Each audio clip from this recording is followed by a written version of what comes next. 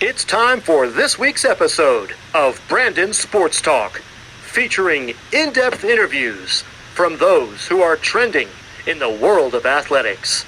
And now, here's the host of Brandon Sports Talk, Brandon Pate.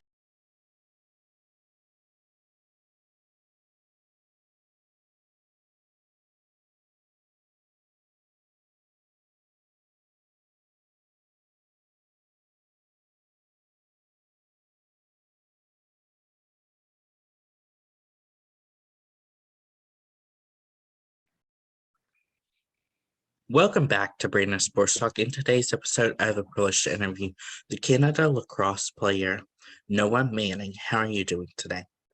I'm doing good. How are you doing, Brandon? I'm doing good.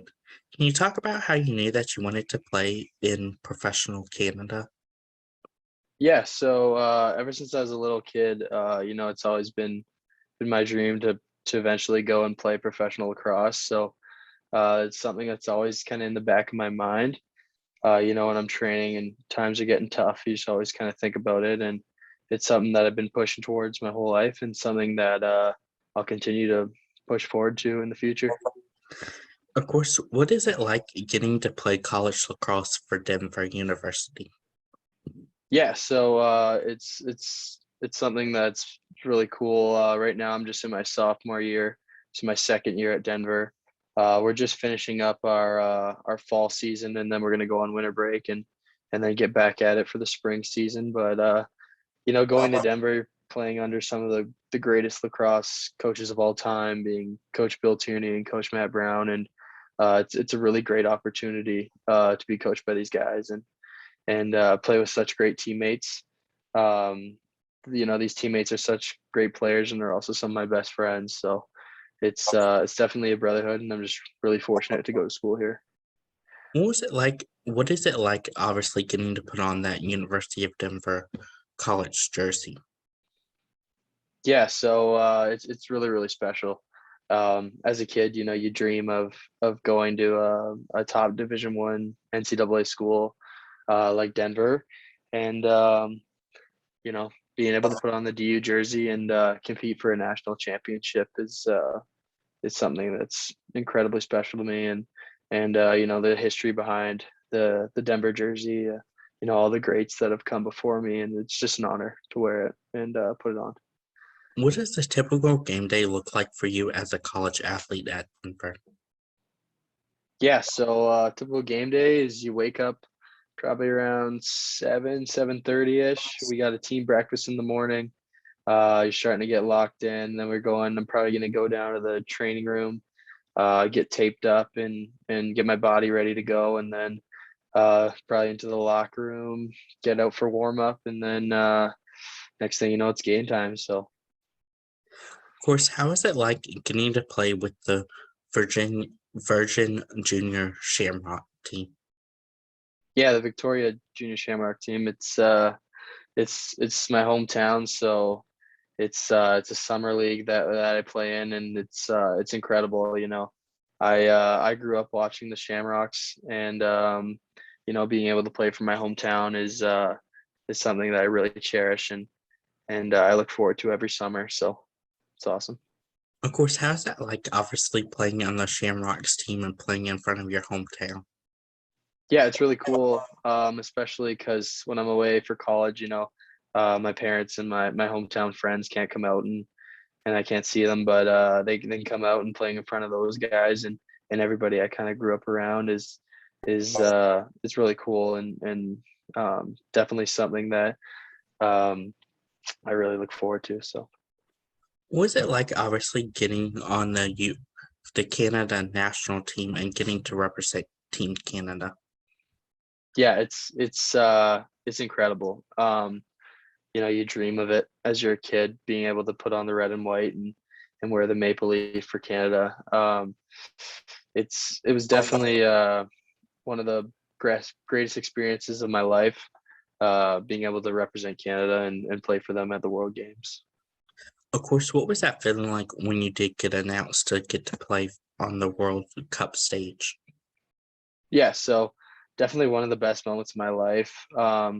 Originally, So before COVID, it was originally a U20 or a U19 tournament. Sorry, and because of COVID, they had to bump it back 2 years. So the original Team Canada tryout, I was 16 at the time, and so being a U19, and I never got invited to the first Team Canada camp, but because of COVID, they pushed it back a couple years. So um, when it got pushed back, I improved a little bit on my game, and I got the chance to get an invite out to the first camp out in Ontario. And so went out last fall, did that camp, and then I made the next selection. Um, you know, and it was summer. We had another camp right after the school year was over, and that was the last one. And then I made that one, and then I got announced on the team, and it was definitely like I said, like one of the best moments of my life for sure. What was that like going through that Ontario camp and getting prepared to make the national team? Yeah, so it was something that was a really great experience. I was probably the youngest player on that U21 team. I just turned 19 on the tournament, and so when I was at these camps, I was 18 and playing with some college greats and some guys that are some of the best in the game, and definitely the best in the country. And being able to learn from those guys and train with them and play with them is it's really neat to me, and an experience that I'm definitely grateful for. Of course, what is that feeling like getting to put on that maple leaf flag on your Canada jersey? Yeah, it's something that I'll remember for the rest of my life. Um, so the tournament this year was in Limerick, Ireland, and so I was in my dorm, the dorm that rooms that we were staying in, and I had my jersey and just kind of looking in the mirror and putting it on for the first time and seeing that Canada across my chest and in that maple leaf, and yeah, it's super special and something that I always remember. So it was awesome. Of course, how is it like obviously traveling as a national player and also going to college at the same time? Yeah, so travel's a big part of my college experience. Being from the going to school in kind of the west part of the United States in Colorado, and a lot of the Division 1 teams are over on the East Coast. So travel's a big part of it. We're always traveling away for away games and the flying and the whole traveling experience. And for the national team, flying out to Limerick across the ocean, and it's definitely something you get used to, as well as being in the summer. I play for Victoria, which is on Vancouver Island, and so for away games we take the ferry boat over. So it's something that definitely got to get used to, but it's not that bad once you get used to it. So Was it like obviously balancing being a college D1 athlete and also a national player for Team Canada? yeah, so balance is a huge part of my life, and balancing for being in college and balancing school with athletics and social life and homework and everything in between, and then as well as going right into the national program for Team Canada. It was definitely a lot this whole summer. I went from fall ball for University of Denver, flew right to Ontario, played that uh, Team Canada camp, came back after Christmas break, played the season for DU, and then flew right from here to Vancouver, which was where that second training camp was for Team Canada. And then I flew home, and then it was right into box lacrosse, right for Victoria, the Shamrocks, and then so I was in mid playoffs for the Shamrocks when it was time to fly out to Limerick, Ireland, to play for Team Canada. Of course, what does a typical game day look like while representing Team Canada? Yeah, so I try to keep my game days really loose at all time. I don't like to get super stressed out. So playing for Team Canada, we usually have team breakfast in the morning, and we'd go over for practice in the morning. Usually our games are around 7 p.m. So we'd have a little run through in the morning, kind of going over our offense our systems and power play and whatever, the whole 9 yards. And then we'd come back and we'd have a probably like 3 to 4 hours of downtime. This is really I really took advantage of this, take a nap and kind of rest up, kind of get my mind free and get prepared for the game time. And then so we'd have a little bit of a light lunch right before the game, nothing too heavy. Then we go out back and get ready as a team, and then we walk over to the fields, the Maple Leaf. Of course, while being a young athlete for Team Canada, what are some of the things that the older athletes have helped you with getting prepared to be a professional athlete for Team Canada?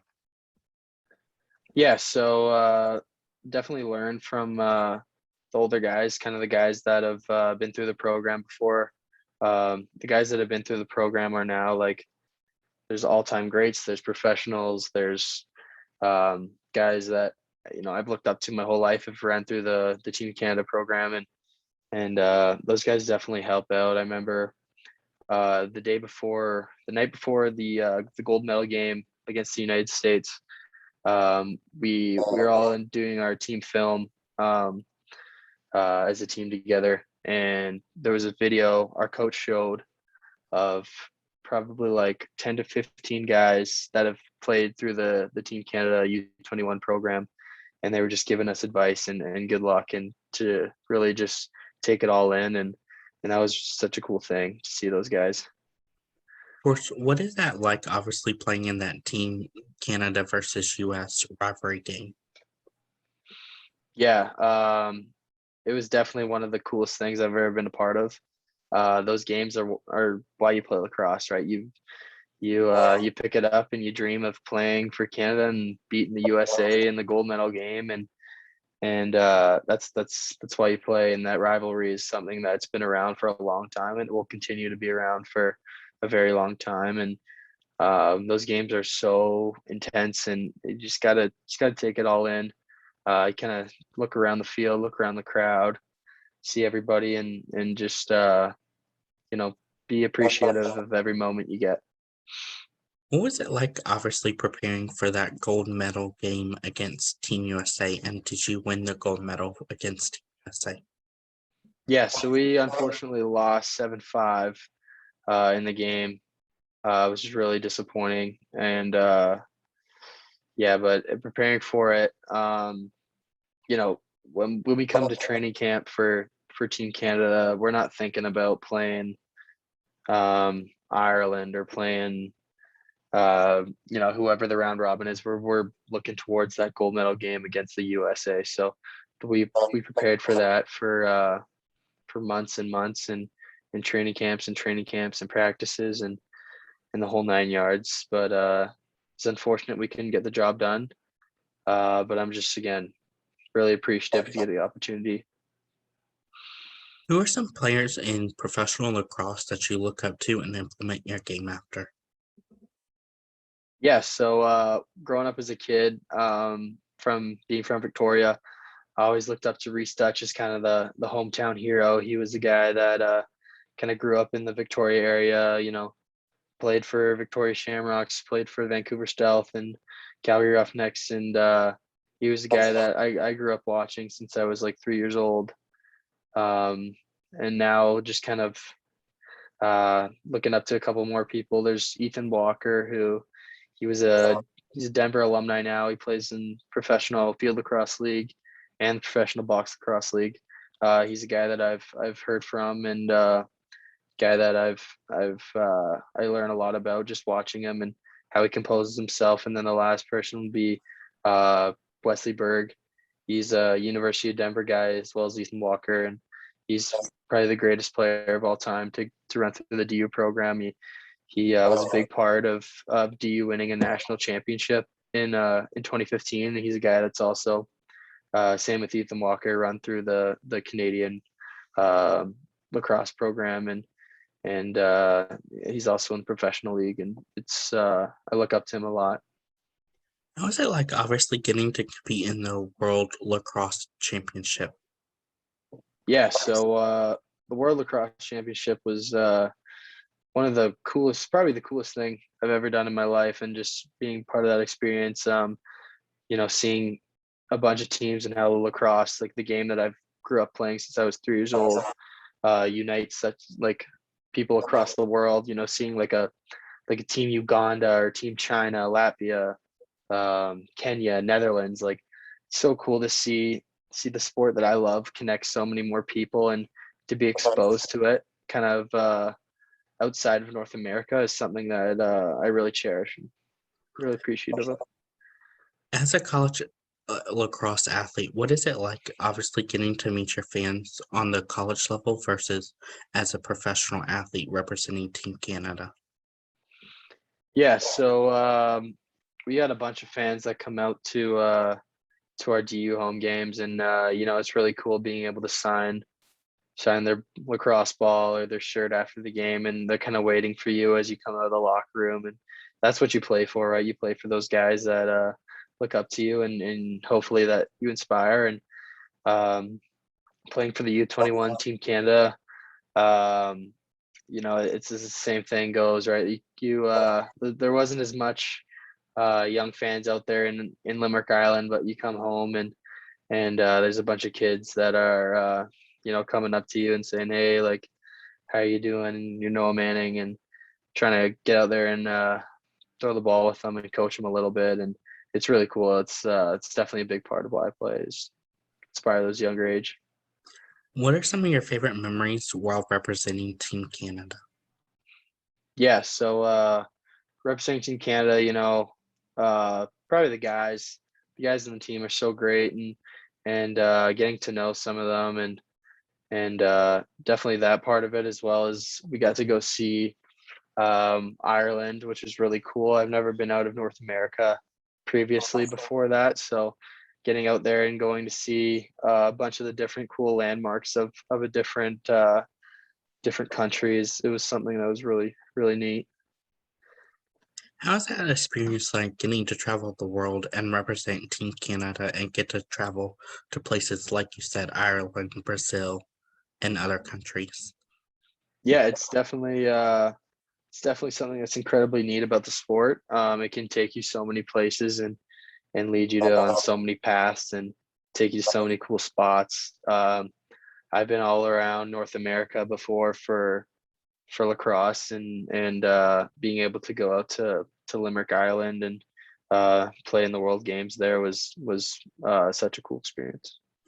What is that feeling like, living out your dream and getting to represent Team Canada on the national level? Yeah, it's definitely a dream come true.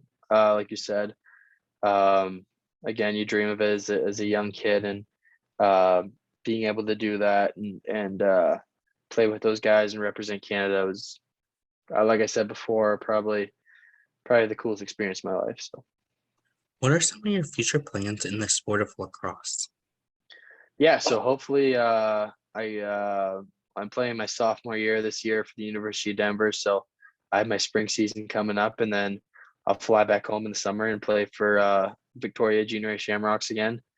And then hopefully after college, and after my junior box lacrosse career is done, I can hopefully go on and play professionally in leagues like the NLL and the PLL, which is the indoor and outdoor leagues, and hopefully I get a chance to represent Canada again on the national stage, and this time beat the United States. So Of course, what advice would you give those athletes that are looking to play on the college level of lacrosse?